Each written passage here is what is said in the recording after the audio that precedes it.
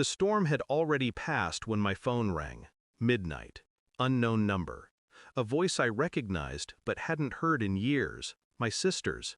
Only it wasn't her words, it was her sobs. And in the background, wind, rain, branches cracking. "Where are you?" I asked. A pause, then a whisper that felt like glass pressed to my ear. "Under the tree." He said I didn't deserve a roof tonight.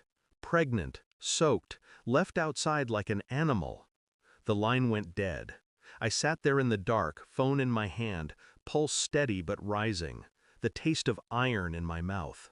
By dawn, she was in the lobby of a five-star hotel, wrapped in a robe, shivering, yet safer than she had been in years. She clutched my hand like a lifeline. But I wasn't thinking about her comfort. I was already calculating, already sharpening. Because men like him don't stop. They only escalate until someone makes them choke on their own cruelty. The next morning I walked into his firm. It was supposed to be ordinary. Men in pressed suits, screens glowing, voices droning numbers. But I saw it. The nervous glance between two associates. The sudden silence when my name was announced. His boss had called an emergency meeting. No explanation given. No agenda set. They knew. Maybe not the details, but enough to sense a firestorm was about to roll through their polished glass walls. He was already pale when I entered. My brother-in-law, self-styled provider, respectable family man. The same man who had made my pregnant sister sleep under a tree during a storm. I didn't shout. I didn't rage. I just walked across the room, took his collar in my fist, and held him still. No violence. Just the quiet reminder that control is often mistaken for strength until it's taken away. The room froze, every eye on me, every breath waiting. Inside, I wasn't shaking. I was dissecting him, layer by layer, like a surgeon who already knew the tumor was malignant. I let him go without a word. That was enough. Fear is most effective when it's incomplete. Later, while he thought the storm had passed, I was gathering. Phone records, messages, bank statements. Every lie leaves a trail, and he had been careless. Late-night transfers to accounts my sister never knew existed.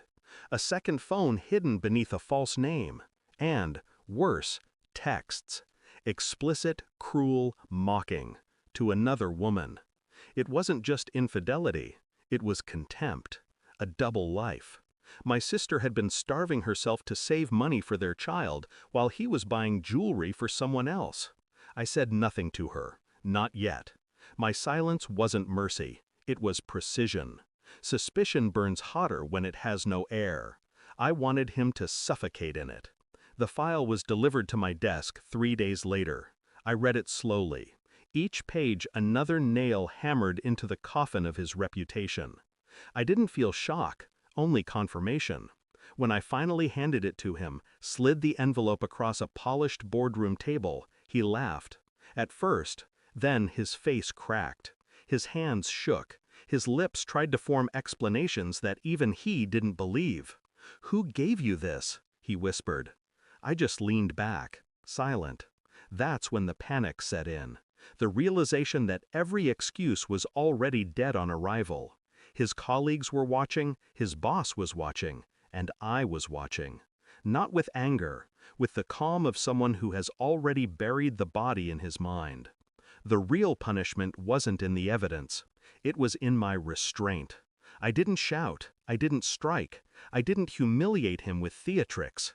I simply placed the documents in front of his boss and said, "Decide if this is the man you trust with your clients." Nothing more.